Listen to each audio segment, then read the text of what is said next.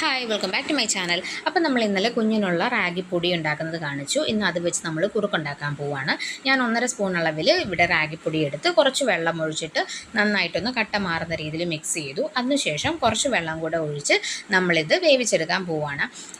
1.5 cup അളവിൽ വെള്ളം കൂടെ ചേർത്ത് കൊടുത്ത് അതിനുശേഷം ഞാനതൊരു അരിപ്പയിലേക്ക് വെച്ച് അരിച്ചെടുക്കുന്നുണ്ട്. ഈ അരിച്ചിട്ട് ഈ ഭാഗം മാറ്റിയിട്ട് ആ വെള്ളമാണ് നമ്മൾ കുറുക്കിയെടുക്കുന്നത്.